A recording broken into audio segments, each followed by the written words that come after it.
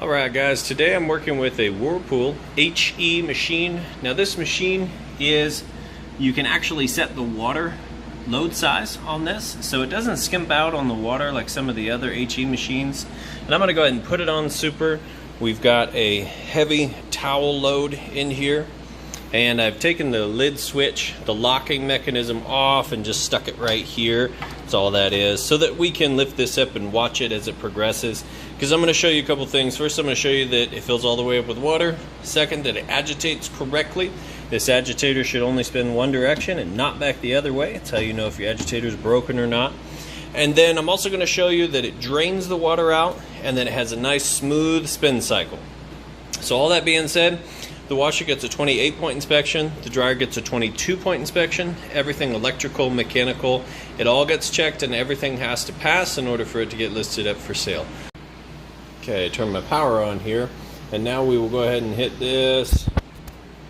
It's gonna add some water, then it senses the load, then it'll continue adding the rest of the water in there. It's a little bit of a process. You see the lid lock went on, and if this were attached, you wouldn't be able to open this up. So it's a nice safety feature there. And it does this little process, like I said, of sensing how heavy the load actually is, but then it'll go ahead and kick in and fill up the rest with water. That takes a few minutes, so I'm gonna go ahead and pause this for the sake of time, and we'll come back once it's filled and agitating. All right, and we're back with it. Full submersion on the water, which is a question I get a lot on these HE machines. Some of them don't do that, but this one does, being that you have that load selector there. So full submersion, 3 speeds on the agitator. It's doing a really good job getting those clothes nice and clean. And it's still in the wash cycle, so we're going to allow it to move on through, and then I'll show you that it drains and that spin cycle is nice, smooth, and sounds great. Alright guys, and we're coming up on that spin cycle now.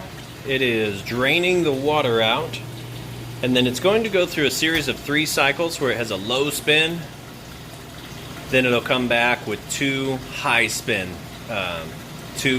spin cycles. So first it starts with a low spin, does a little bit more rinsing, and then it does and goes through 2 high-speed spins. So what I'm going to allow it to do is finish draining, go through the low spin, and then I'll come back for the high spin so you can see that and listen to that. Alright, and we're on the 3rd spin cycle, which is the high-speed spin. And it's spinning. I'll let you see that it's nice and smooth.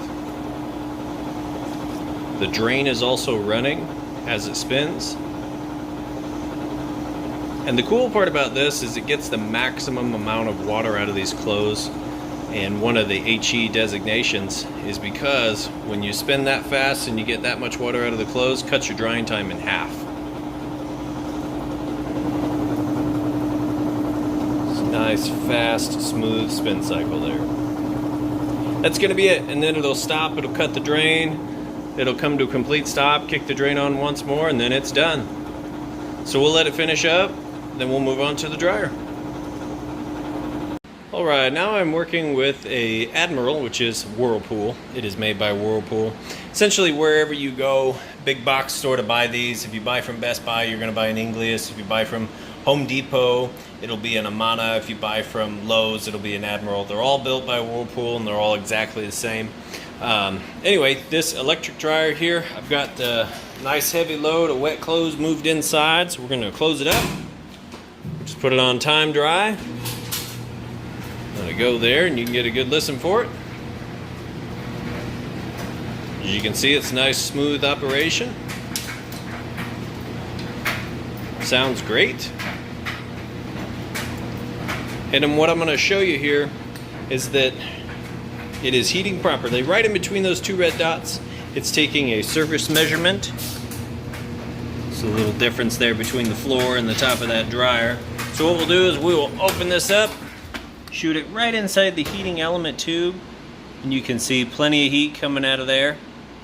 And essentially what happens is right behind, so this tube goes down right behind here, about there on the back sides where your heating element is, pumps heat out of this grate here. The inside of your dryer is going to get anywhere from about 95 up to 195.